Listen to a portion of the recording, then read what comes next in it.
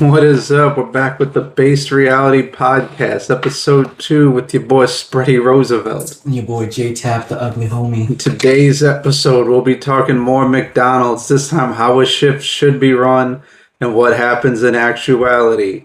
And then Raja Jackson, Raja, tomato. It's real to him, damn it. He committed manslaughter. Maybe. And then speed limits signs have chips in them. Is it a conspiracy? Yes. But first, how a McDonald's shift should run. How do you want to start this from the opening? Because you did more openings than I did. I did more openings, but I was all over the place. Explain how an ideal opening would work, and then explain how it actually. Ideally, explain like the way they taught you in the book, and then you're the GM, and emphasize that's how it should go, and it never went, but it's just what she would say to you when she was mad at you. Mm-hmm. Yeah, ideally, you would come in. I'd always try and come in early, so ideally, the shift's from 5 to 2:30. Yeah. So you would come in at 5 to take over from the overnight shift, who leaves at 6. They left the place spotless and perfect. All the dishes were done. The grill was clean. Wrong. Everything was clean. Everything was stocked. You would do your pre-shift checklist and not have to write anything down on it. 100%. Yeah. No, ideally, yeah, that's how it would be, and then you would just take over the front area so that they could drop their drawers, cash drawers. Yeah, I think that was true. But and then. That way, when the next shift would come in, they could just take over from you and you're good to go. Ideally. And what would happen? Realistically, is I would show up early because I knew everything would not be where it was supposed to be. So I would come in about 4:45, 15 minutes early, come through, do my pre-shift checklist before I clock in. That way, when I come in at 5, I knew exactly what I needed so I could give it to them. So at 5, they can get that done. I could start taking over. And then they can have everything I need for the next shift, but it never worked like that. And if you had because it was like you right in the pre-shift, and then it was only to take them 20 minutes, but then it took them like another 90 minutes because they're essentially re-cleaning the store that they didn't clean. Yeah, because they didn't clean anything, so they would start doing the cleaning. They're like, "Oh, good, you're here. I can clean now." No, what do you mean? You had all night to clean. And then it's only if you had the wrong manager. Yeah, well, most of the times I had the wrong manager.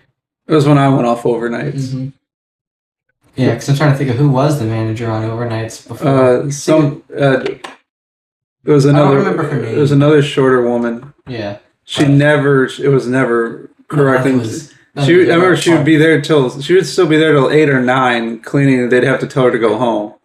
After a while, we realized she might be just screwing with us to get the extra money. You tack on 2 extra hours a day, and then bam, you're all of a sudden at 10. You're at overtime for the week. Because I remember she would brag about it. Mm-hmm. I remember that. Until we just told her you have to clock out. We're just gonna clean it, but we're gonna dock you for it. Yeah. Now mid shift. Did you run mid shift? No, you never. I ran it a time or two, but I ran it a few times. But mid shift was basically. I never got why we were doing a pre shift for mid shift because it was like an hour after the morning pre shift. It was like the opener got there at 5. They did a pre-shift. You're there at 7. It was almost like I remember the big complaint was like, why are we even doing a pre-shift for this when they already did a pre-shift 90 minutes ago? How are we that not stocked? We only did like probably $200 in the sales because once 7 hit.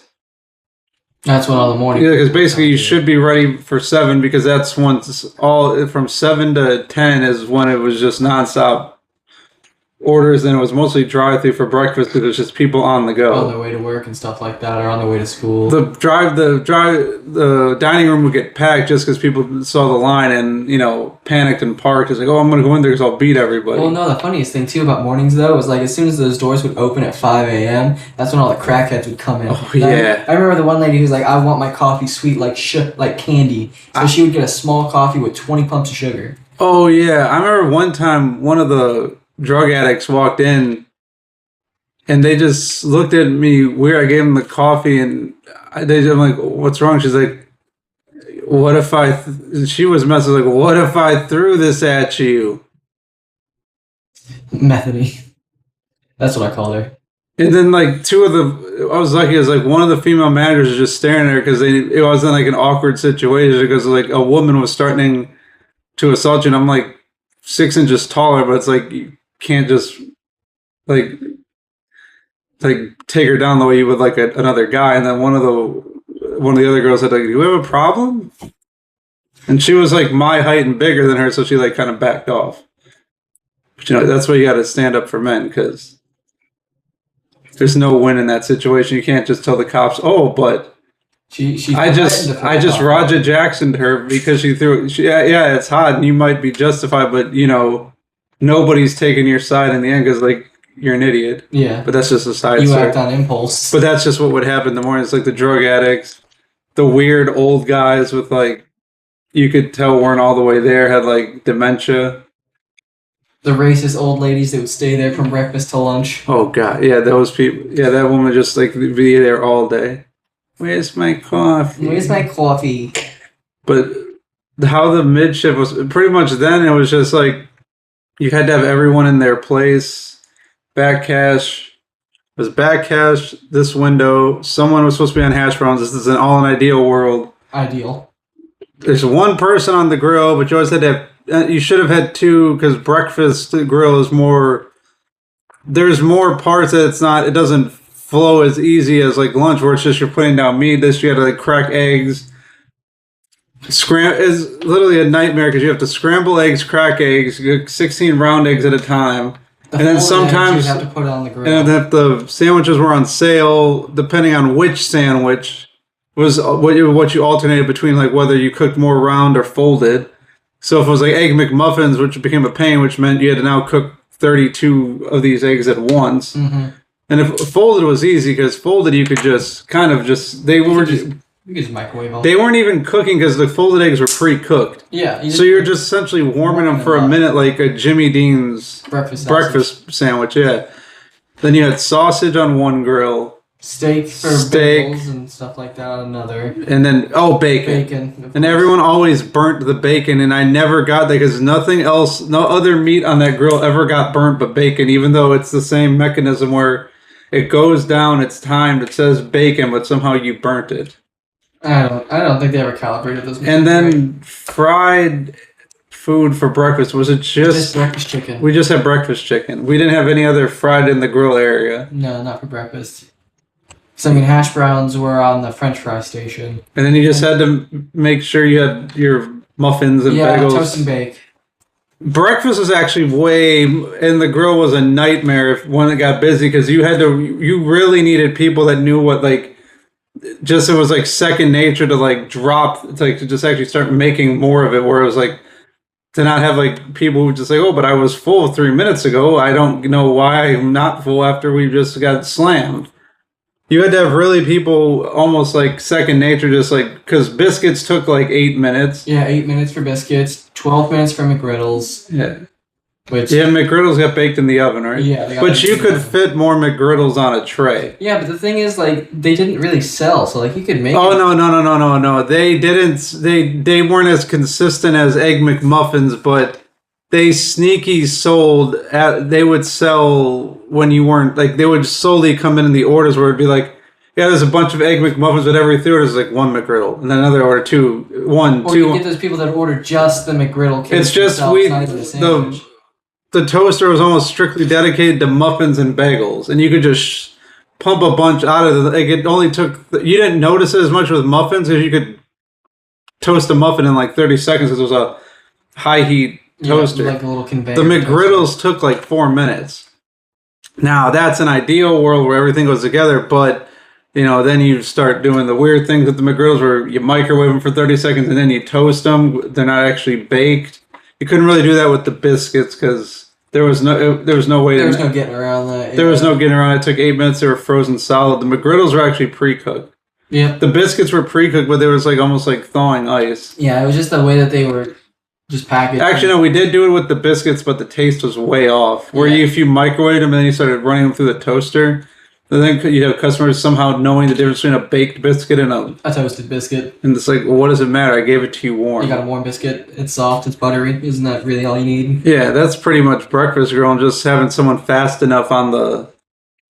Yeah, on the toast and bake. On the toast and bake, because someone on toast and bake, and then someone. Only one person on the breakfast table to make. Well, because it wasn't as complicated as what lunch and I mean, everything was down at one end. Lunch and dinner are the same thing, but you weren't like doing a bunch of sauces, lettuce. It was pretty much. There's not a lot of condiments. No, it was literally most of the breakfast condiments were just cheese and then the meat and then the eggs. Cheese and bread. Everything was literally in front of you, and the cheese was right here. Mm-hmm. The only other thing you had was breakfast sauce. Yeah. Delicious. Until they got rid of bagels for a while. And then they came back like a beacon of light.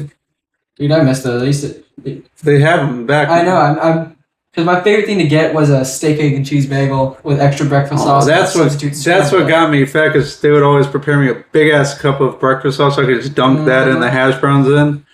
Then you realize you're eating like 1,500 calories of food every morning.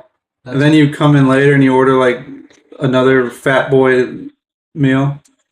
But then after that, it would be up front, it's supposed to be at least one person on the register, 2 if it's busy, 1 running through drive-thru, which is usually the shift manager. Or unless the GM decided to take over your position. Take your shift hostage and throw you in the window, and you're not really controlling anything. But another one was usually just some rant. It's like your strongest non-manager runner running for counter. Mm-hmm. Someone was supposed to be on McCafe distinctly, and even though it was like, oh, it's not busy, but it's like making iced coffees is not easy. It's not easy, but it's not hard. Yeah, but it's like when they come in like bunches. The window is supposed to be making sodas, but then it was like at that time of the morning, it was like you were pissing through coffee. Coffee and OJ. You could go. I remember it was just like it was OJ and coffee, but coffee was just like. Thank God they introduced. Remember when we first started, you had to make the iced coffee you double brewed the iced coffee on the coffee pots. But were you there when we got the redid ice? Yeah, the thing in the back that you could do. It was iced tea, a sweet tea combo, but it brewed the iced coffee after the sweet tea. Yeah, and that was a. Because I remember back. That was a lifesaver, because it was like the members were like, thank God, because that was the biggest thing. It's like as much as you tried to control it, it was like. What's the word? The biggest the thorn in the side. Yeah, it was like the one thing you could not get around is like you're going through all these regular coffees, but then you're going through iced coffee in the same way, but now you've got to dedicate pots to just brew the iced coffee in the same spots where you also need for regular coffee. And then you have to resist the temptation to serve someone ice brewed coffee that's hot when you're out of the regular coffee, which I'm sure. But then they split it up and they put it back, and then you could just brew we would just brew 4 things of iced coffee, even though our one GM would get mad at it. And we're like, dude, this iced coffee is good for what? Wasn't it good for a couple hours? 7 hours at a time. Yeah, and she's getting mad at, why are you brewing 4 buckets? I'm like, because we would brew the 2 the containers you serve it out of it, but then we would have. Once we got the thing in the back with the sweet tea, we would take sweet tea buckets, label them iced coffee just so we could pour them. I was like, I was like, I don't get it. We've been here for 5 years. We pissed through iced coffee in the morning. Especially when they would put the iced coffees on sale for the $1.49. Yeah, and it's like, it was $1.49. You could just go through it the rest of the day. Yeah. The one thing about McDonald's, I'll always give them credit for, even if you don't, out of anything they do on the menu, they're the perfect example. If you do 1 or 2 things right, it redeems all sins. Their French fries are the best. Chick-fil-A's fries are kind of overrated. It's just because they're different texture, the waffle fries. Yeah, but their French fries are probably the best in fast food. And when their iced coffee is $1.49, it's not bad iced coffee. It's as long as the person isn't. Well, now that they got the whole mechanism where you just throw a bag in there and the water comes out and it's auto. It had the auto sweetener for the iced coffee. But the whole process of brewing the iced coffee is all automated and idiot proof, to where it's not when we were brewing with the regular coffees where you had to remember to put 2 packs of coffee in or mess with the strength. Now it's all back there. The iced coffees are completely consistent. And the fact now that you brew it back there and then you're back there with the icing and you actually dump the scoop of ice that's needed to make the coffee cold, and it's fine. Yeah. And going back to fries, not to cut you off, but like I know people are gonna say something about McDonald's fries being the best. They're gonna be like, "Oh, what about In-N-Out?" If you need a sauce to make your fries good, because the only way to eat In-N-Out fries is animal style. But there's not an In-N-Out everywhere. But that's what I'm saying. Is it's regional, and if you need a sauce to make your fries good, your fries aren't good. No, I can eat McDonald's fries. I like McDonald's fries by themselves. Yeah, you could eat McDonald's fries cold. Honestly, they're not the best, but I mean, they'd still be better than if you got a Burger King fry cold, a Checkers fry. Their hash browns are good too. Yeah, they do have goated hash browns. I just had McDonald's yesterday. Yeah, and the hash browns. The breakfast. Actually, my stepdad used to bring this up. The one thing also McDonald's, he's like, their breakfast menu's fine. This is where I got the idea that the thought that like you really can't screw up breakfast, because even he was like, you're literally just cracking egg and frying egg. There's only, he's like, you can do if you're in a fine dining establishment, yeah, you can do other things like put sauces on it, but yeah, in a basic restaurant, you're cracking egg, frying egg, you're steaming salt, you're doing the basics. It's like you can't screw. It's like it's probably the best thing on their menu because it's like the things that can screw up the least. Yeah, the one thing that can stay the most consistent. What was your favorite menu item for breakfast? Ooh, favorite actual menu item or like my own like... What's your all-time favorite? Because mine's the McSkillet burrito. Yeah, I was about to say the McSkillet burrito with this... Not the regular burrito, because it was pre-mixed, wasn't good. The McSkillet burrito was... It was about the size of this water bottle. Yeah. And it was as thick as that microphone. But you were taking actual liquid egg, which is just cracked up eggs and... Pre-scrambled, essentially. Pre-scrambled eggs, and you were using that. Then you had the McSkillet, the potato and veggie blend. Oh, that's so good. And then once the eggs were done, you just combined all that together, and I think you threw some cheese on it. Some cheese and then the salsa roja, the red sauce, yeah. But that was when you prepared it. Yeah. And then you take that really big tortilla. Yeah, 8-inch tortilla. Yeah, and then you put the salsa roja on it, and then you put a slice of cheese that's cut in half to be all over the burrito, and then you take the scoop, wrap it. Actually, this wasn't that bad because you were putting in a plastic wrap, but wrap it, serve it out. It was about, I don't know, it was the best thing on the menu. And I guess they didn't sell good enough because the numbers fell down. Second best is steak, egg, and cheese bagel with scrambled. Substitute scrambled egg. Any breakfast sandwich, if you substitute scrambled egg with it, makes it better. Yeah. I don't know why. I guess it's like the bite ratio. Yeah. The worst thing at McDonald's breakfast is any of the biscuits. Their biscuits are too dry. I'm not a fan of all the biscuits. I almost choked to death on one of those biscuits. Not gonna lie, I almost choked to death on one of those. When they introduced the country gravy, it was fine. Well, because the country gravy overcame the dryness aspect because it got it wet. Nice. Well, I mean, I don't know if I've never had the gravy from McDonald's. I don't know if I trust breakfast. I have. It used to be a regional thing, but now it's everywhere. It used to be once you got to the Florida-Georgia line, and then you realized you were in McDonald's gravy country, breakfast gravy, country gravy. I don't. But now, I don't know now explain the transition from lunch, because there was a pre-shift for it. But it was the mid-manager who came in after the opening manager at 7, basically redoing their own shift and getting everything ready to transition from lunch. Yeah, I mean... Explain the grill transition, because you did it. But we both did it. I did that probably more than anything else. So, grill transition, it's more of... Lunch would start at 10:30 except for on Sundays. So you would... 11. It was 11 on Sundays. And so...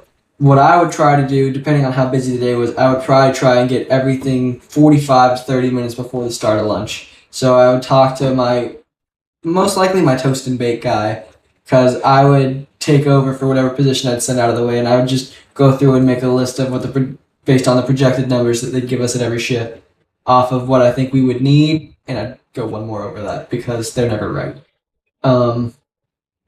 So I would send them with a list, have them bring up all the lunch meats, so like the McChickens, spicy McChickens, fried chickens, grilled chicken, the burgers, all that, and then have them stock the French fry machine.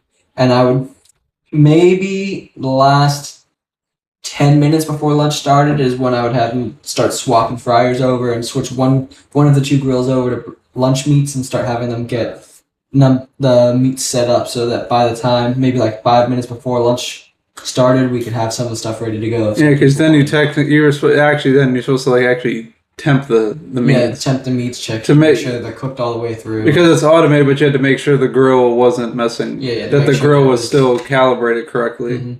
Then you had to temp all the fried meats too. Yeah, fried meat. Any of the meats, really.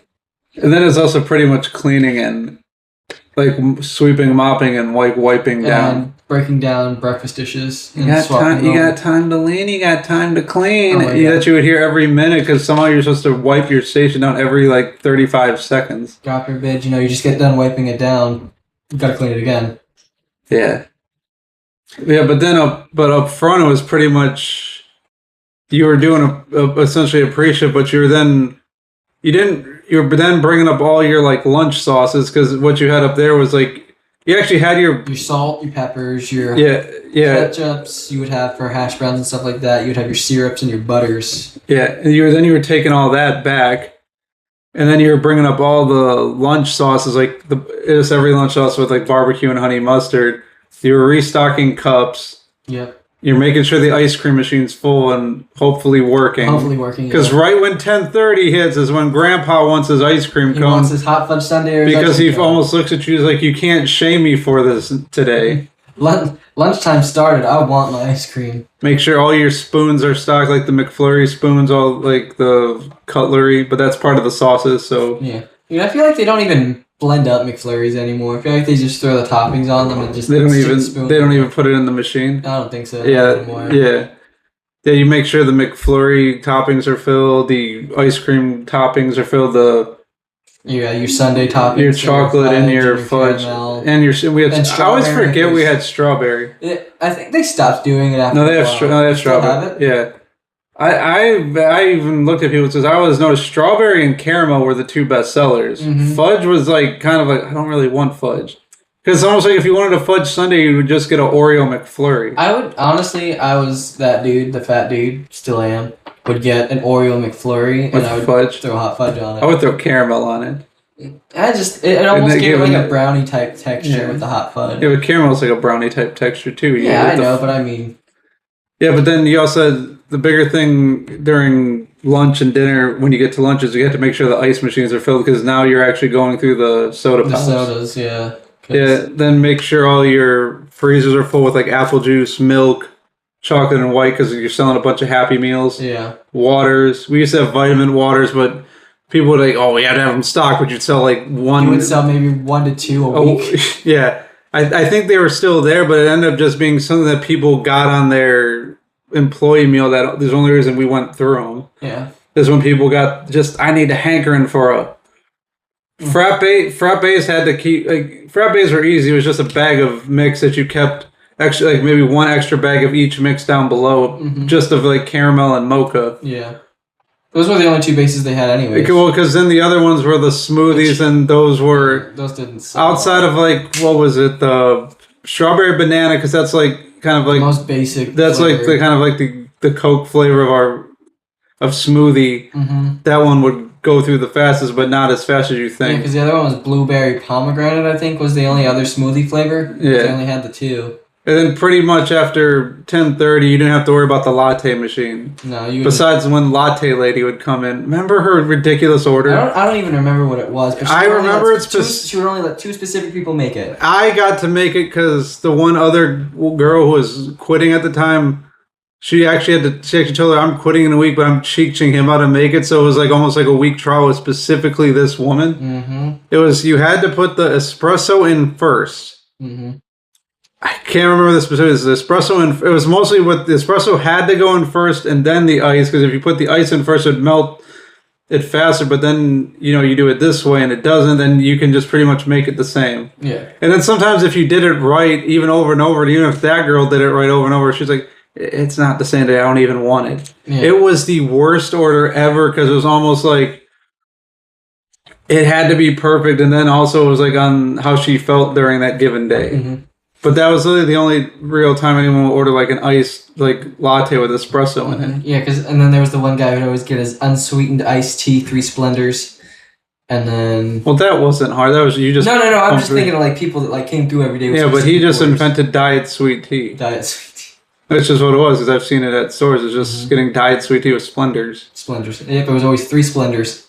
Yeah. Oh, and then the only big thing during lunch and dinner was like the best thing actually was changing the Coke vats when they would. The big steel freaking. Because there's like controversy online, like whether McDonald's has like the two drums of it that are like almost gas tanker drums. Yeah. Some McDonald's have the boxes. Really? It depends on locations, but most places I've been at the McDonald's we were at, I can't remember before that. I think before that store got remodeled in 2012, they did have just boxes of Coke. And I remember the specific thing was brought. It was like, they're like, in 6 months, this goes away. We're getting 2 drums of Coke because all we do is piss. I want to say it was what, like 50-gallon drums? Yeah, and then just Coke? Yeah, but you would take, if you actually forgot to open the door, you would take the CO2 top off because you'd have to let the thing vent. But if you didn't open the door, it kind of like hit you in the face and you got a little bit of a contact high off of it. And you just sit there for like 30 seconds. And I go, okay, open this. So wobbly wiggly. Then you have to remember to go open the door so no one else feels this. Then you have to take that and put it on the other vat, which is another 50-gallon vat. But then the other ones are going to get filled in like 2 or 3 days once the Martin Brower truck comes. Because he would come in because he would have like a fire hose. Yeah, it would be like a fire hose from his truck that would just come in and was like filling it with. It would fill it with the syrup and he had the CO2. Whenever the CO2 got low, because it would both be low, that was where the CO2 and the Coke was. And then the back, it was just every other flavor, like Diet Coke, Dr. Pepper, light lemonade, Sprite. Yeah, some people have said that, but it's like mostly at like you have to be in like a small rural McDonald's. Yeah, because there's no way like in an inner city McDonald's like Tampa, New York City, or Miami, where you just got constant foot traffic. That I'm going to change the Coke box every 15, which you will be changing it every 15 minutes. Because that little bag is what, like maybe 2 gallons, I think. 2-3 gallons. It's not a big bag. No. I mean, yeah, you're not going to go through Fanta orange. Oh, the Hi-C orange. Or like light lemonade, crazy, but you're going to just piss through Coke. Yeah. Yeah, we would piss through these 2 vats of Coke every like week and a half. And it would have to be refilled. The best part is when the CO2 pressure would go and then we'd have to go to the store. I remember one time someone decided I was going to save you money and I bought RC cola and we're just going to rip the labels off and write. Someone's like, no, we told you to go to this store because the 2 liters are $1. And we would actually then have to like throw that in the back and just let the employees use it for drink this before. Straight out of petty cash. It was basically they bought like 10 bottles. Like it was like I remember once they bought like 30 or 50 bottles of just off-brand soda, and our GM's like, no, you are not doing this. They're like, obviously we can't take it back. Just put it back there. This is what the employees are drinking till it's gone. That was our pizza party. Yeah. It was basically, drink. You finish this till it's gone. We'll eat the loss. And we had to go back and get actual Coke, actual Sprite. Because, the customers looked at us weird, but, if you're pouring it from a Coke bottle, it's like, okay, it's not McDonald's Coke, but we also then had to pay more for the 2 liter. Than we were paying for that 50 gallon. Just because also the GM also explained, she's like, I can't have when they're coming in to fix the CO2, if the Coke rep sees us serving great value soda, we're misrepresenting it to Coke. And then if people complain, why is their Coke so weird? It's because now we're making Coke look bad. Yeah. And she's like, I'm not. She's like, that's the type. She's like, I'm not dealing with Coke. She's like, I've had other restaurants do things with. Am I having a seizure or is that like going? It's kind of going. Jeez. She's like, I've had other restaurants mess with them, and then you get like really threatening letters, and then you gotta like just profusely apologize that you'll never do it again, and hope that they don't want someone fired for it. But yeah, good times. The GM would damn near beat the brakes off you if you did but something then like that. I mean, pretty much everything was in how the pre-shift would go. Yeah. As long as you had everything together, because then when you got into the shift, you were basically, even though you're the manager, you were just basically hoping you had enough trained people, which they made sure from like lunch to 3:30, everyone was completely trained. Even if that person would be served better like later at night when the crew was weaker, because it was like you're dealing with all the high school kids that were there because they could only work from like 3 to 10. But everyone for the most part knew what they were doing. The only time you really got screwed was like if you were short-staffed. Like if you had calls and just no one could come in, you were kind of screwed, and it was just now regardless. you were hoping you were hoping for those like few crew people that could make up for the work of like 3. Yeah, which you would almost never get. You would get it in the morning because I remember the mornings you'd walk in, there'd be like the shift manager, but then everyone else is a manager. Yeah. So it's like if one of you was weak, it's almost like, why are you even a manager? Yeah.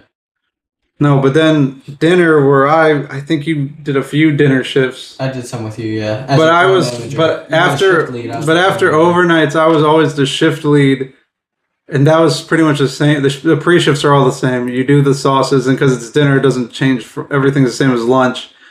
You're just making sure all the sauces and everything else we described are stocked, and all the condiments and cups are stocked. But then it's pretty much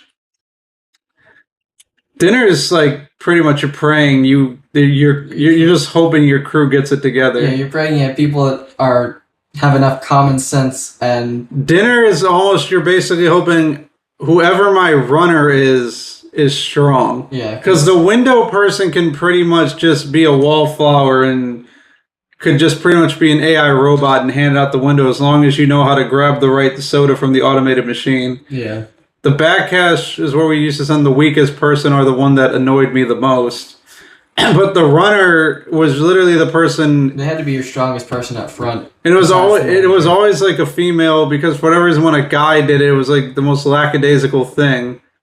But if you had like the right guy doing it, then it was almost like off-putting. It was like, it's like when I was running, it's like, this is weird because normally the guys are more geared toward the grill. Mm-hmm. It's like the women are more geared toward the chaos of having to like dictate everything. Yeah.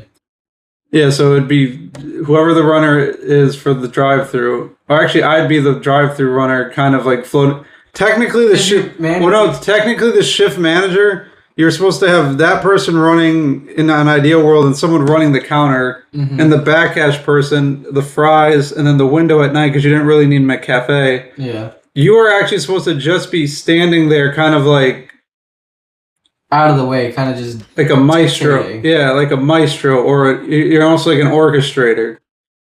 You're almost supposed to be dictating it like you are in a Michelin-starred restaurant.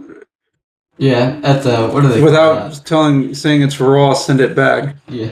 You're supposed to just be like an expediter. An expediter. You're supposed to make sure everything's flowing because you're not really supposed to actually be running drive-through because then you don't know what's going on. Because you're supposed to know what's going on everywhere. Mm-hmm. But eventually you had to learn how to multitask to then run drive-through. Hop back on the grill to help make sandwiches. And then and then because you didn't have the second side open, that was supposed to be yours, or you could alternate it with the runner because half the time you cross-trained the runner to do it, and if you didn't feel like doing it and they were getting tired of running, you could just swap because then you're obsessive compulsive over the times. Yeah. Or then it's you and the runner actually whipping out drive-through orders for yourself and and then you just running that, and then you're just learning how to handle stress situations. That's why I say McDonald's is actually the best job. It's the best first job. They're saying everyone like craps on it, but it teaches you how to work and it teaches you how to work and it teaches you the way things are going to work normally. Yeah. It teaches you the fact that it's not going to go the way you think it is in your head. It teaches you the only thing that's consistent is inconsistency. It's like Rick and Morty. You gain your improvising skills. Mm-hmm. Yeah, you learn how to react to chaos. It's not always going to be perfect. Yeah, it's never. I don't think I've ever had a perfect shift. So I've had you get them every now and then, but the night times is where it becomes a nightmare, especially when they decide that every person in your grill is a new person, and every person up front's experienced, but they've never been in grill. Yep. So then the solution is to take one of the weaker guys in grill, bring them up front. This girl doesn't know what she's doing, but apparently if you just... She knows what's on a sandwich because she has to take it off the orders all the time. If you school her for like 10 minutes, it all starts clicking. Mm-hmm. Plus, we also used to have like the little placards up top that like showed you everything that worked. Yeah, and then... Yeah, but... Even everyone thought it was complicated. Pretty much all the sandwiches were basically the same, like whether it was... Mustard, ketchup, onion, pickles, cheese... And for double quarter pounders and quarter pounders, all you had to do is remember that it had a sesame seed bun on it. Mm-hmm. And the Big Mac buns were distinct. Mm-hmm. And then fillet of fish, we didn't get them they weren't that popular, but you just steam it in the steamer because you didn't toast it. Yeah, all the burgers are pretty much ketchup, mustard, onions. Double quarters got the big onions. Any quarters got the slivered onions. Yeah, the slivered onions, the bigger onions. The Big Macs was the only kind of complicated. It was like mac sauce, middle bun, bottom bun, diced onions, lettuce, both sides, pickles, cheese, one side, cheese, meat, and then close the box. Yeah. Oh, and then when we had the snack wraps, now that they're back, that was easy. It was just did you have to? Tortilla. You didn't steam that tortilla, did you? No, that was the McWraps. Okay, yeah, it was just a 6-inch tortilla. You put ranch, honey mustard, or the barbecue sauce that we had at the time. Barbecue. Yeah, lettuce, cheese, and a half piece of chicken. Half piece of crispy or grilled chicken. It used to be the chicken selects, but they stopped that. It's kind of gross that we remember how to do all this stuff still. It's like muscle memory. We could go back and run one now. We probably could. Yeah, that was pretty much dinner. What? I said don't want to. I just want to just to see if you start to make the bad memories go away. It's like MJ. I got to go back wearing a 4.5. I just got to know if I still have it, kid. Yeah, it is gross that we still have the motions down for it. Yeah. And then make sure you corner wrap. Well, they even designated where it's supposed to corner wrap so it can say McDouble on top. God, I remember we used to have competitions back in the grill to see who could make. No, but the worst is when people would wrap them too fast and send them all up to you, and you look just tumble open. Well, no, but it was like you get it here, but it wouldn't distinctly say what sandwich it is. Like you have to wrap it to like why? I'm like, because I don't know what you just made me. I was like, you just sent up like 10 sandwiches and they're all in McDouble wrappers. You have to wrap it toward McDouble, Daily Double, or cheese. Well, there wasn't even a Daily Double one. It was McDouble, double cheeseburger, and there was a triple cheese. Yeah, it's like you have to wrap it toward the one. And then there was a little specified like M for like special sandwiches, so that's where you put your Daily Doubles on. Yeah, and or the worst is when it was a special sandwich with the tag and they wouldn't put the tag on it. I'm like, I don't know what this is.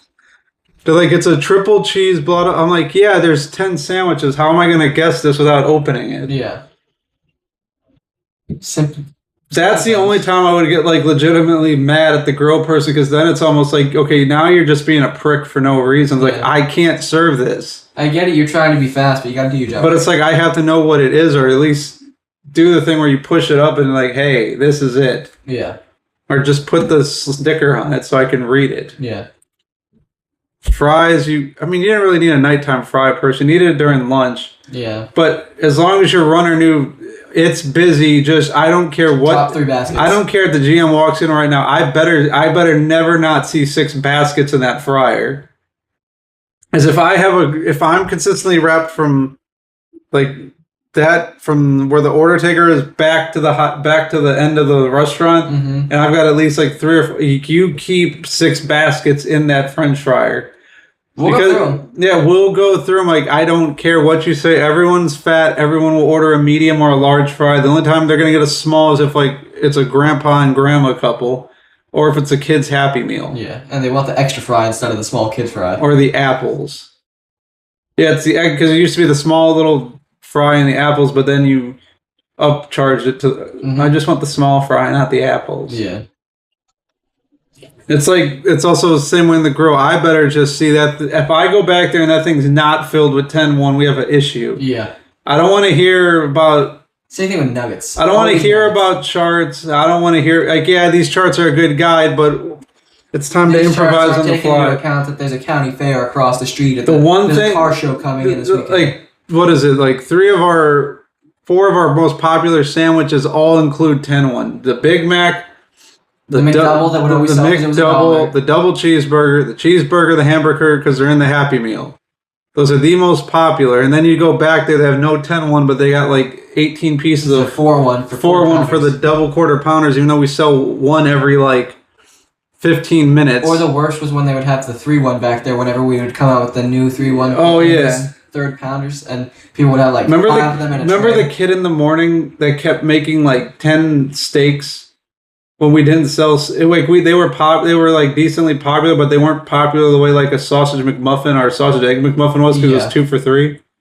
And he put 7 steaks back there every day on the basis that someone was going to order a lot at 5, and it happened once, and he felt justified. Yep. He's like, see, I was prepping this day for the day that you sold exactly 7 steak bagels. I'm like, yes, but you've done this now for every day for 6 months and won't stop, and we've lost every day, so you didn't win. Yeah. I was like, this is like gambling every day and you lose every day. It's like hitting on your 3-leg parlay after losing every 10-leg parlay you put down. No, this is like you keep betting on the same bet every day and betting the same increments and losing, and you're completely down money, but because you hit it once 3 months later, but you still only put $30 down on the same 10-1 odds, it's like, okay, you won 300, but how you're still we've lost way more than, and you're just an absolute prick for keep doing this when I tell you we only need like 2. But yeah, overnights were kind of basic. Overnights were the best. You did a pre-shift, but you could almost kind of like ignore the opener as long as the closing manager, in my mind, had the store cleaned. It was fine because it's like, yeah, it's really, as long as the dishes were done. That's really. If I was cool with you, I would tell them like, just have me some basic sauces up here. It's like, I don't need you to overstock because it's like I have 8 hours where we're not going to be that busy. I'm going to eventually get like an extra bag of mocha and caramel and chocolate chip frappe mix.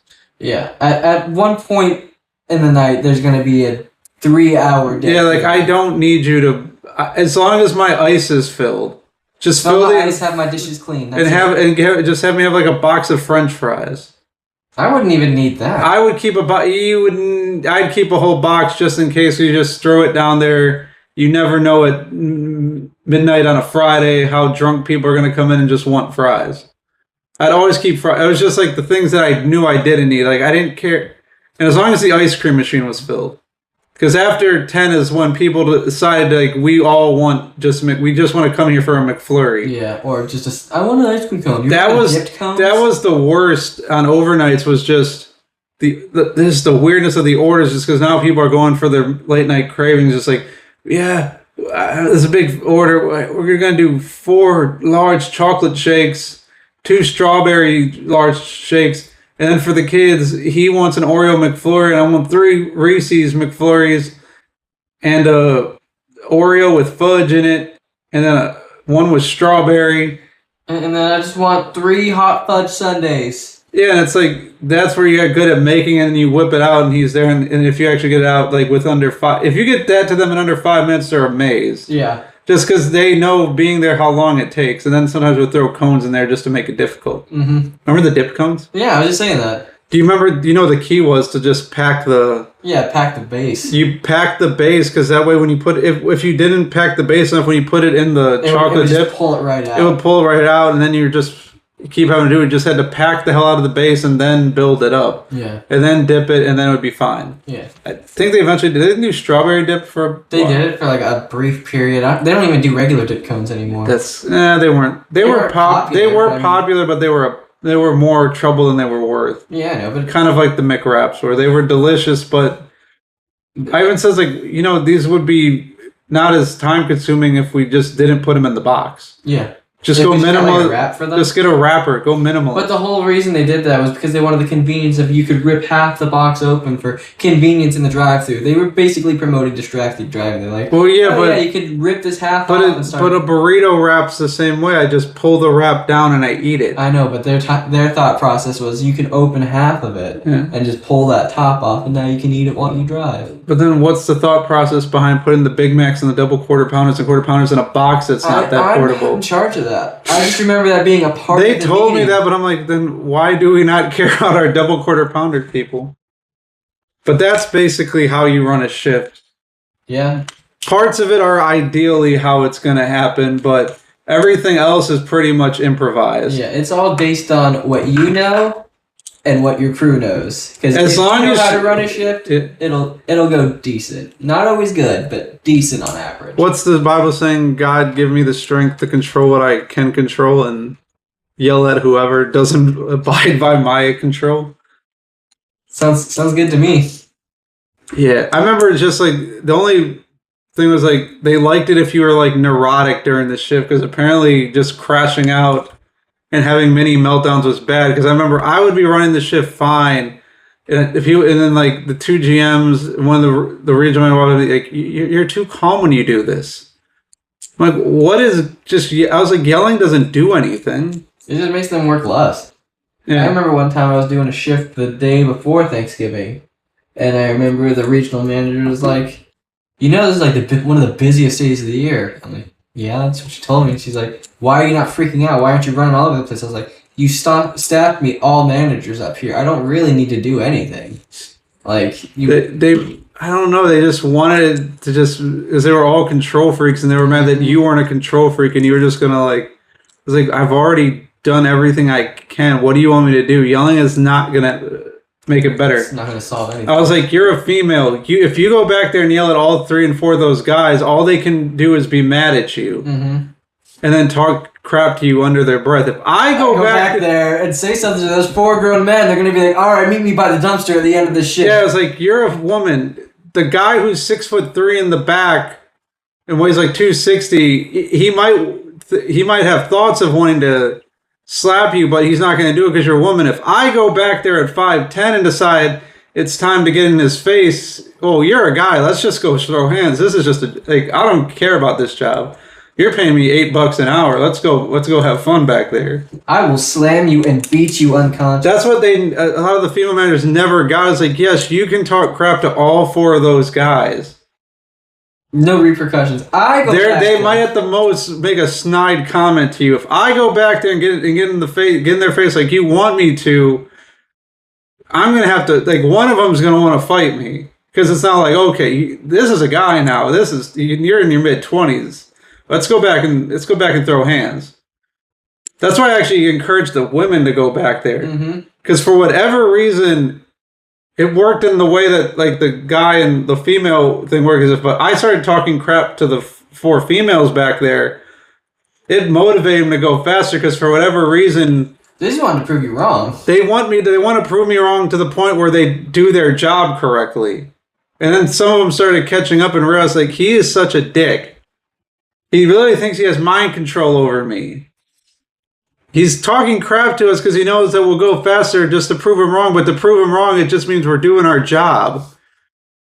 But the more you talked crap to them, was like the more they got angry at you, and the more they got angry at you, the more they had to prove that you don't know what you're saying. I am a good girl person, and you eventually got your way. Inception. Misconception. But enough of the McDonald's. What about this Rampage Jackson thing where it's wrestling's real to him, damn it. It's real if you make it real. It's confusing because I saw a bunch of the videos on it. Apparently it started in the parking lot. It started in the parking lot. The guy thought, the other wrestler thought Raja was another wrestler, and that he was in on, like, if he did something with the beer can, that Raja would just play along, but Raja wasn't. They had to de-escalate and calm him down.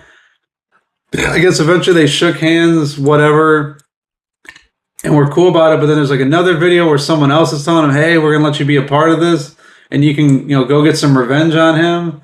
And then Raja's then sitting in the car on the phone saying, no, the guy told me I could hit the guy for real and slam, which I'm just like confused. It's like, this is like a small wrestling company. It's like, why wouldn't you have the sense to, why would you tell a legit fighter, yeah, go beat him up for real? Which is why I saw, like, the first part of the day, everyone thinking that it was like a work, and that it wasn't real, because it's like, what's going on? But then you go in there and you see him, he just picks him up and he just powerbombed him for real. Yeah, slammed him. And then I watched the video like 5 or 6 times, because I'm always wary when someone tells me, oh, this really happened in a wrestling event.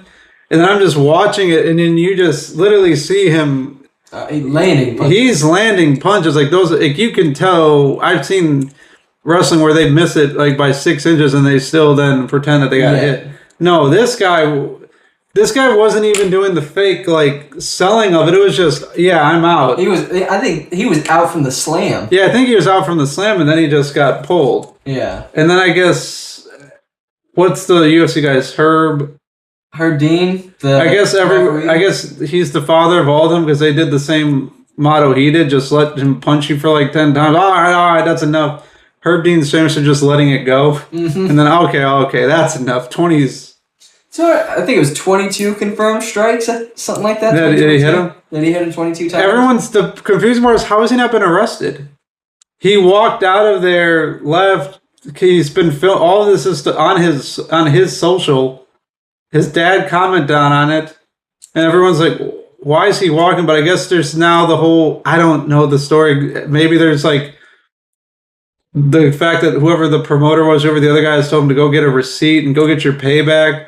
That might throw something in there. I'm sure there's more to it. Where it's like now the problem is, yes, Raja might be in trouble, but now the promoter might, who knows, the promoter could also be in trouble because you incited the incident. Mm-hmm. Promoted the violence, insisted that he go in and get his revenge.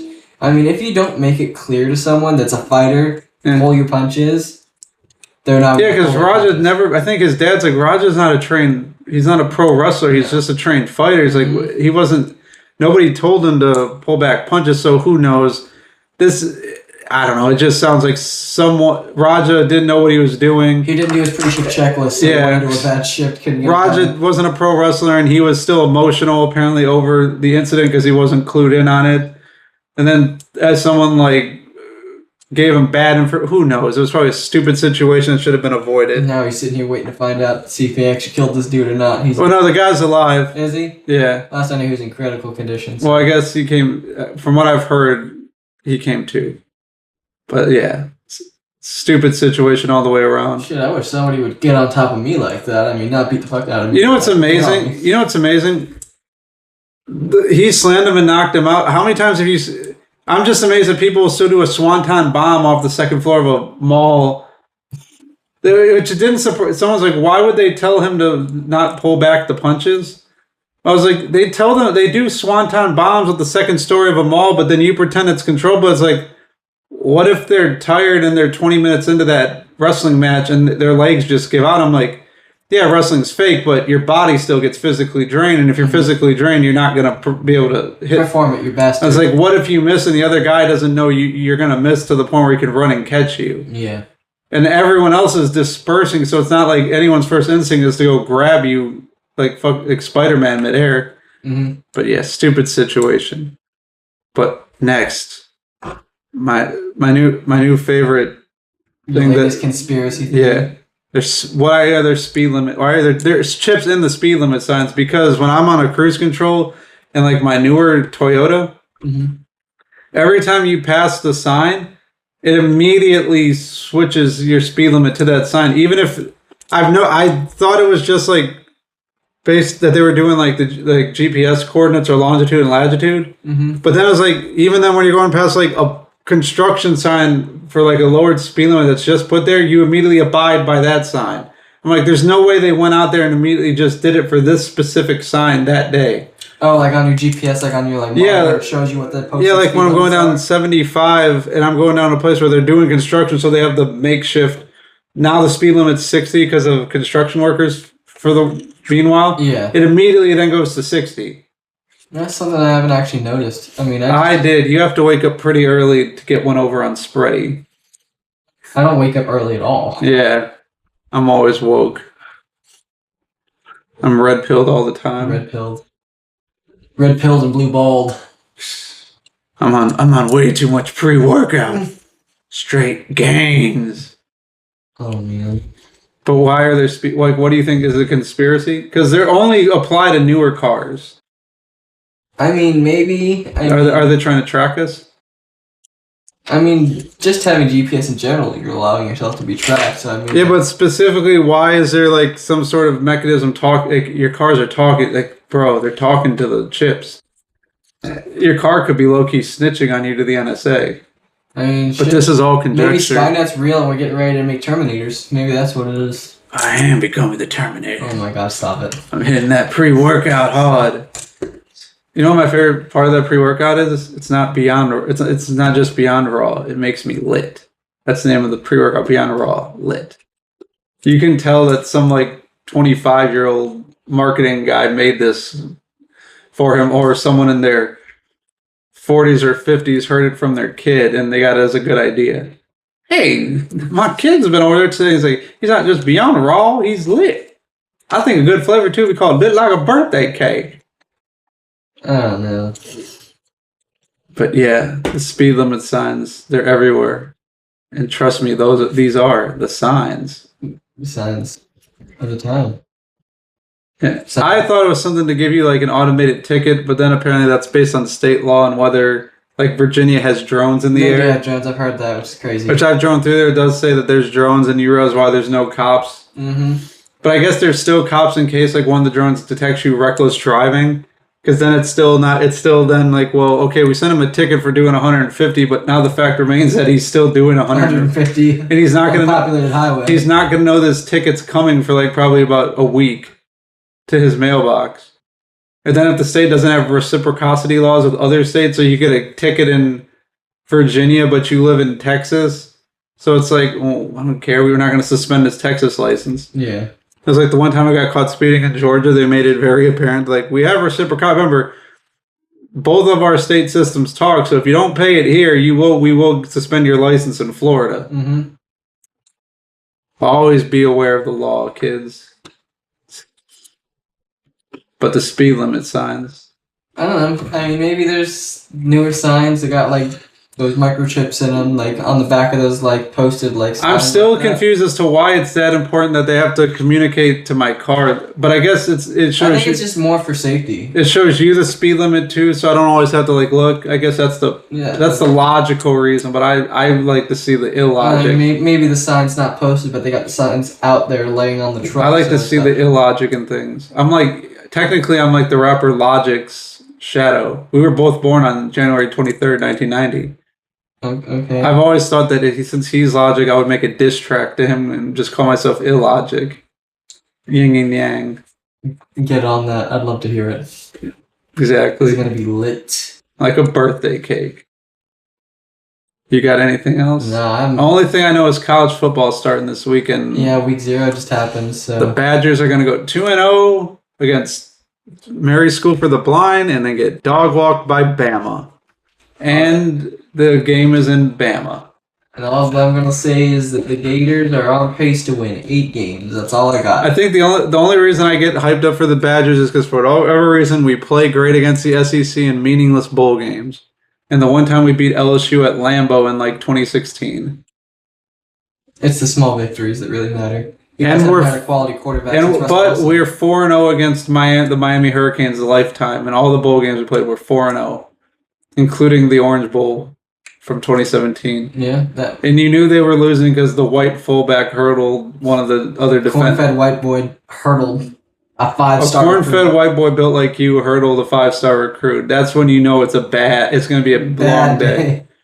But that's been today's show. Yeah, this reality was pretty based today. Yeah, pretty based. We're living in a simulation. We're not a based reality. We're the based reality. There you go. That should be your next pre-workout. It should be a Thanksgiving flavor and call it based. But like whatever reality, I'm lit. You're lit.